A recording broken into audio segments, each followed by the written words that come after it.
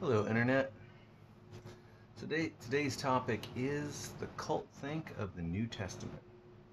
The idea here is that cult think is designed to be overly simplistic, uncritical shortcuts that enable people to be controlled, much more so than for them to understand themselves or reality in any healthy or mature way. So, part one, I think part one of 17? We'll see how this goes. Blind faith. Romans 8:24. For in this hope we were saved, but hope that is seen is no hope at all. Who hopes for what he already has? 2 Corinthians 4:18. So we fix our eyes not on what is seen, but on what is unseen. For what is seen is temporary, but what is unseen is eternal. It's clear. 2 Corinthians 5:7. We live by faith, not by sight. Hebrews 11:1. Now faith is being sure of what we hope for, and certain of what we do not see. What should you do instead? Demand primary evidence for any important claim that impacts your life. That's just basic responsibility.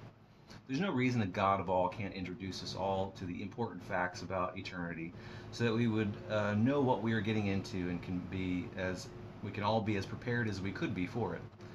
There would have been no good reason for such dramatic emphasis on hope and faith and unseen stuff in the New Testament if they weren't compensating for crappy evidence.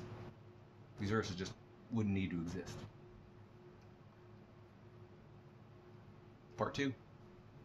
Evidence is useless? Luke 16:27-31. If they do not listen to Moses and the prophets, they will not be convinced even if someone rises from the dead. These guys are stupid.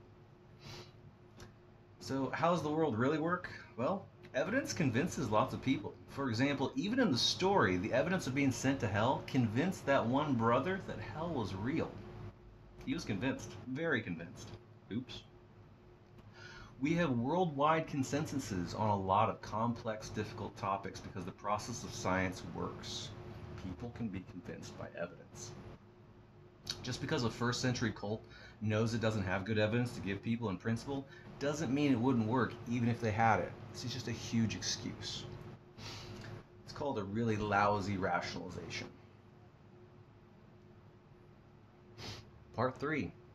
Asking for evidence is evil? Really? It's evil. Wow. Okay. So Mark 8:12.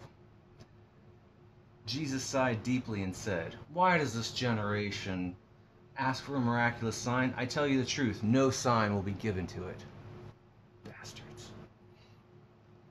Matthew 12:39. Jesus answered, "A wicked and adulterous generation asks for a miraculous sign, but none will be given to it except the sign of the prophet Jonah." Whatever the hell that is. Luke 11:29. As the crowds increased, Jesus said, "This is a wicked generation. It asks for a miraculous sign, but none will be given it except that sign of Jonah." So why do people generally ask for evidence of like extraordinary things that deeply impact their lives, potentially? It's because they don't want to be duped, right?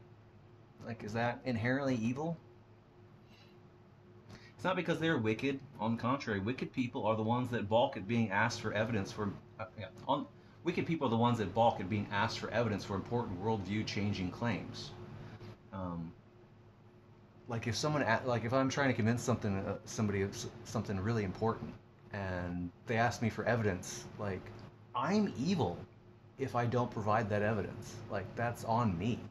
It's not them for they should ask for evidence. If I'm trying to convince them of something, huge, something really important, like they clearly need good evidence. Miles Bennett Dyson in Terminator 2, one of the originators of Skynet, the evil supercomputer that was going to take over the world. He didn't know that, and if some crazy people just broke into his house and just started saying crazy stuff to him, like, "Oh, you're the author of the end of the world, you're going to blah, blah, blah, blah," and he's like, "No, I'm not." But then they don't show him good evidence that, no, we're really, I'm really a robot from the future and this is really going to happen. They don't show him extraordinary evidence of that. If he just goes, oh, okay, crazy people broke into my house and told me these, insane stories about the future, yeah, sure, I'll just go blow up my work, my workplace and become a terrorist and, be on the run from the FBI for the rest of my life. Sure, I'll just go do that. I don't need good evidence. No, no, just put the skin flap back on your robot arm. You don't need that. I'm good. You just said so. I wouldn't want to be evil and ask for evidence. Anyway, Terminator 2, one of my favorite movies of all time. Go watch it. All right. So, also, even if a wicked person, a genuinely wicked person, does ask for evidence, that doesn't mean you shouldn't give it to them. Maybe they'll rethink their views later in life based on that experience. However, if they remember you just making stupid excuses and name calling, they're probably going to feel pretty justified thinking you didn't know what you were talking about. Probably. So give them evidence anyway. Part 4. Anything that disagrees with what we say is evil. Galatians 1, 8 through 9. But even if we or an angel from heaven should preach a gospel other than the one we preach to you, let them be under God's curse. As we have already said, so now I say again, if anybody's preaching you a gospel other than what you accepted, let them be under God's curse. Our way or the highway, anything different than us, obviously wrong. What should you do instead? Well, you should think for yourself. Weigh the evidence and logic of both parties impartially, and do your best to sort out what is more likely correct, if either view. Both might be wrong. You hold someone to a standard of evidence, be fair, and hold others to that same standard. And hold yourself to that same standard. Do your best to figure out what is the most impartial approach and accept the result. Good people won't curse you for being wrong, but will respect your epistemic journey and accept that you can have a perspective that doesn't match up necessarily to theirs. They won't engage in this cult think. Part 5. Anything with our stamp of approval on it is true by definition. 1 John 4, 1 through 3. Dear friends, do not believe every spirit, but test the spirits to see whether they are from God, because many false prophets have gone out into the world. This is how you can recognize the Spirit of God. Every spirit that acknowledges that Jesus Christ has come in the flesh is from God, but every spirit that does not acknowledge Jesus is not from God. This is a really hard test to pass. Like if you're like a demon listening to this, be like, this is all I gotta say and then I can lie about everything else? Wow. So anyway, what should you do instead? Well, a Jesus in the flesh seal of approval isn't very specific, is it?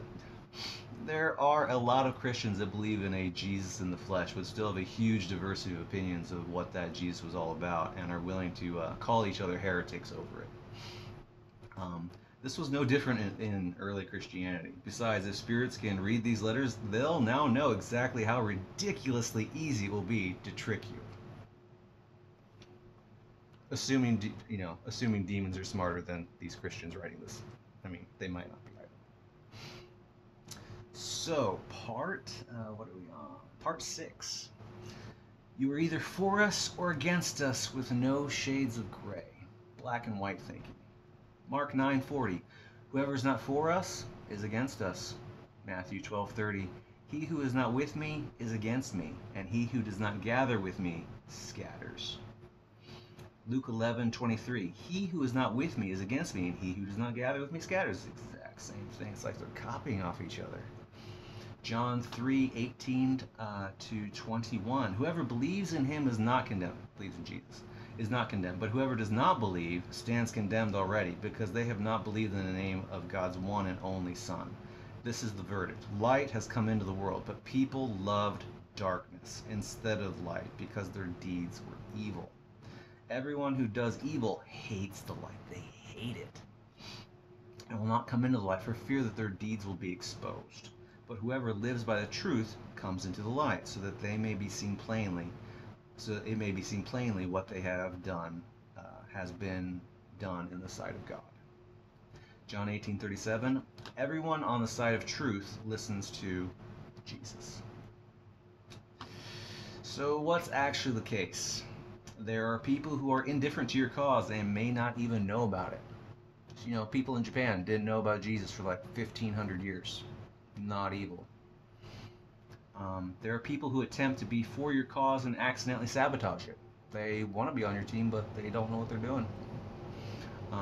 There are people who attempt to be against your cause and end up backhandedly helping you. They just hand over the red meat for you to serve to your followers, and they help your cause, incidentally. People and their motivations and aptitudes are complicated.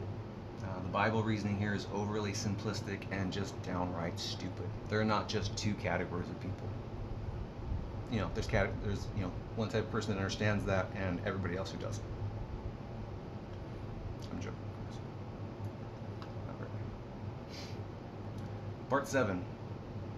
Oh, part 7 I'll have to wait because we've breached the 10-minute mark. Till next time.